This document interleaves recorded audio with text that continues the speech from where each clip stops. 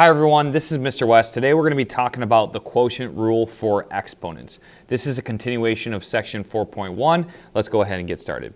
Here we have two exponents with bases, common bases, and that's the important thing, as these bases need to be the same. So we have base A, two different exponents though, m and n respectively, and we are dividing them. They are put into a fraction. So what do we do with this? How do we resolve it? Well, it can be simplified as the same base, A, keep the base the same, and then we subtract the exponents, the top one being the one that is doing the subtracting. And the bottom one is the one that is being subtracted. Now, why does this work? Well, I think it's best when you see it as an example. So let's look at the first example, letter A. We have 3 to the 7th power and 3 to the 2nd power. Now, let's break down what 3 to the 7th power really means. What 3 to the 7th power really means is 3 times itself 7 times. So 3 times itself 7 times. So there's 3 times, there's 4 times, 5 times, 6 times, and then 7 times. Okay. So there's 7 times, and then the bottom is 2 times. So we have 3 times itself twice. Now, what happens from here? Well, what I like to do is you can cancel. So we could either multiply this all out, which would be a really, really big number, and then divide by this number, or we can cancel some 3's out. So what happens is we can cancel out. We can cancel out a 3 with that 3 and a 3 with this 3. If you want to know more about canceling, I have some other videos on that, but canceling is simply breaking it up into components like this. Okay, this is kind of like the short version, and then there's 5 left. So this turns into 1, that turns into 1. Anything times 1 is just itself. So we don't really, it cancels out essentially. Okay, now what's left? We have these 5 3's in the top. So we could write that as 3 to the 5th power. Now if you could simplify this if you wanted to. You could go to your calculator, type 3 to the 5th power, and you get 243. But I think for this purpose, this is sufficient. We just want to see that you know how to simplify the exponents when we have some division. Okay, the quotient rule. Now, let's take a look back at the beginning. We had a 7, we had a 2. Notice how that's the same thing as 3 to the power of 7 minus 2 equals 3 to the 5th power. This applies because of canceling. Okay. Now, it's possible that we could have stuff cancel and then we have numbers remain at the bottom, as is the case with letter B. So here, if we wanted to apply the rule, we'd say k to the 7 minus 12, and guess what we would get? We would get k to the minus 5. Now, you really shouldn't leave it as a negative exponent, so let's rewrite this guy as 1 over k to the 5th power. If you need a review on negative exponents, check out the previous video, okay? Part 2 of 4.1. Now, why does this work? Well, let me just quickly do this. I know there's a lot of k's. We have k, that's 6, and then there's 7, over, and we have 12. So there's 3, and there was an email, I don't know if you heard that. There's 9, and this should be 12. Okay, now we can cancel a k in the bottom with 1 in the top. So we cancel 7 in the top with 7 in the bottom. What are we left with? Well, we are left with 5 k's in the bottom. 1's going to be left in the top. It just doesn't turn to 0. There's 1, okay? If you cancel, it becomes 1.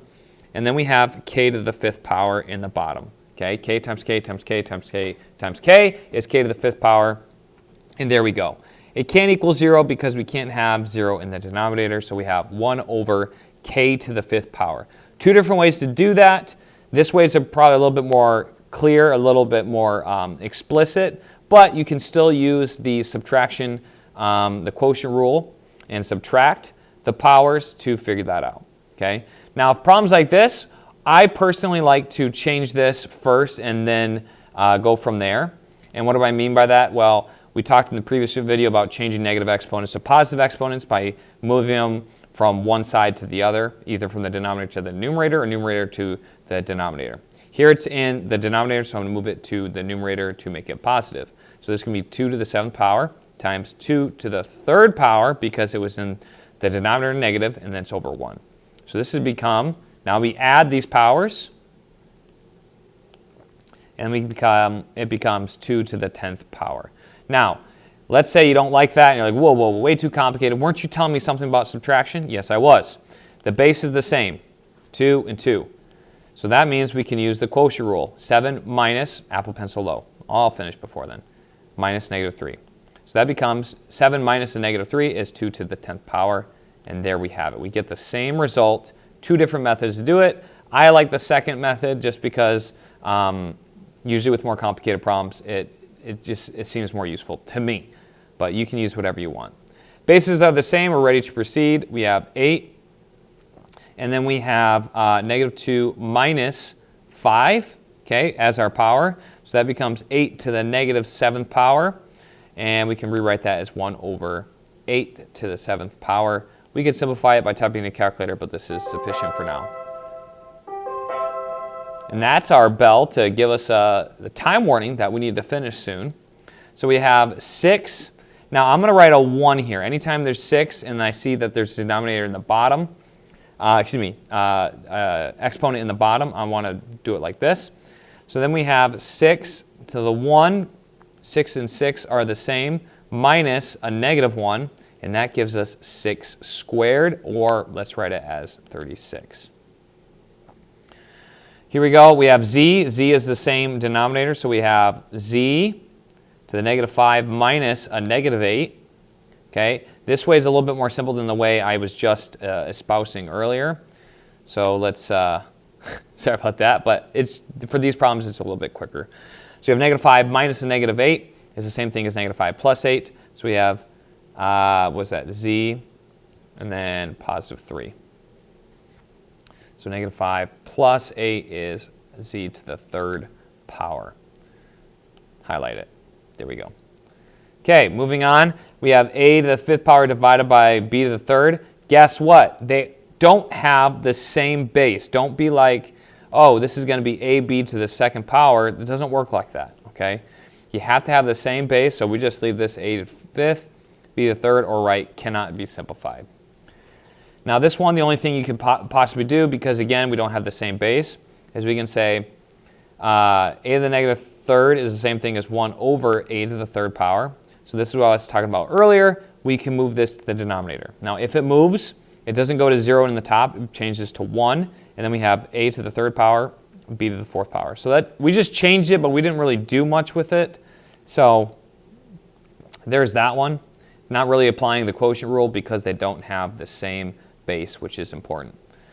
Okay, we're going to quickly go over power rules just so I can do this video in 2 parts. The simplest way to remember this is a power raised to a power. Okay, so we have a power raised to a power, and you're always going to have parentheses there. And you're going to multiply exponents. So this becomes a to the m times n, or simply a to the mn. Power raised to a power, multiply. Power raised to a power, you multiply. Okay? That's the only time you multiply. This is often confused for people, just saying. Now, if you have an exponent on the outside and you have 2 terms being multiplied inside, you're going to raise both those terms to that power that's outside the parentheses. Okay? So that's another power rule. And then same thing here, if you have division or a fraction, it's the same deal. We raise both terms or both parts to the power of m. So let's go ahead and apply it here. We have a power raised to a power. We simply multiply p to the 24th power. 3y to the 4th power. What we're going to do here, apply it to both these terms. So we have 3 to the 4th power, y to the 4th power. I can quickly type in 3 to the 4th power on my calculator. It's going to be a pretty large number, 81 y to the 4th. Now, why does this work? Okay, power raising to a power. I'll quickly demonstrate it with this one. So if we have 3y, actually that one's not a good one because it's not a power raised to a power. I'm going to quickly demonstrate. I just want you guys to understand why it works that way. Okay, so let's say we have b squared raised to the 3rd power. Well, what does this mean? Well, it means that we're multiplying b squared times itself 3 times. So we'd have b squared times b squared times b squared. And then what we do is we would apply the multiplying, as we multiply powers of like bases, we add the exponents. This would be b to the 6th power. Okay. Another way to write this is b times b times b times b times b times b, which is why it's b to the 6th power. Okay. So as you can see, to the 3rd power, we don't add the exponents this time. We added these ones because this was multiplying with like bases, but it ends up being the same thing, which is we get b to the 6th power. I know I shouldn't have deleted those, whatever. Okay, so that's why it works. I just want to show why it works. Don't just have blind faith in me, okay? That's not what I'm looking for. So we have 2 to the 4th power, 3 to the 4th power. Okay, and we apply it to both of those. And we can say that this is, 2 to the 4th power, 2 to the 8, 16 over 81. Okay, so we can simplify that. Here we have 6 to the 2nd power, and then we have p to the 7th to the 2nd power. So let me break this down into 2 steps. That's the 7th and then raised to the 2nd. So we have 6 squared is 36, and that's p to the 14th because we multiply the powers. Power raised to a power, we multiply. This one's a little trickier. We have a lot going on. We have to raise that to the power, raise that to the power, and raise that to the power. Every time we have like a coefficient or a separate term, we have to raise it to the power. So we have -2 raised to the 3rd power. We have m to the 5th raised to the 3rd power, and we have z raised to the 3rd power. That one's easy to do by itself, the z. We have -2 raised to the 3rd power is actually going to be -8. And then we have multiply powers here because we have a power raised to a power, so we multiply. And we have m to the 15th, and then z cubed, and that's it. There's our answer. All right. Almost done here. Now we have a 1/2 to the -4th power. Okay, what we can do is we can raise 1 to the -4th if we want, which just stays as 1. And we have 2 to the -4th. So we have 1 over 2 to the -4th power. Okay, if technically it's -1, or excuse me, 1 to the -4th, but it stays as 1. Anything 1 raised to any power is going to be 1. So now we have 2 to the 4th. So if I want to make this a positive exponent, I need to move this to the numerator. This is my little trick I demonstrated in the previous video. So it becomes 2 to the 4th power over 1, and that's just 2 to the 4th power, or 16. Now this one, we can say 3 to the -2, and then 7 to the -2. To make them positive, we can say 7 squared over 3 squared. We flip them, okay? You move it from the bottom to the top, or the top to the bottom to make it a positive exponent, so then we get 49 over 9. Oddly enough, it doesn't simplify. Last one, we have 4x to the -3. So we have 4x in the top, raised to the -3 power, and then 5 in the bottom, raised to the -3 power. I'm going to flip them again. So we have 5 cubed in the top, 4x cubed in the bottom. That's 125 in the top. 4 cubed is, let's see, 4 times 4 is 16 times 4 is 64. X cubed. We have to apply this to both. Okay, this is a combination of many of these. We apply this to both inside, and this is going to be our final answer. Let me circle this, final answer. Okay, and then we have these ones, final answer, final answer, final answer. Okay. So hopefully you liked this video. Hope you enjoyed it, got something out of it. Quotient rule, not that bad. Negative exponents, in my experience, are a little bit tougher. It looks like a forgotten example. Well, I think this was supposed to be for quotient rule, but now we know that this is going to be, should have led with this. This is going to be a to the 5th power, and there you go. Thank you for watching. Hope to see you next time on Wes Explains Best.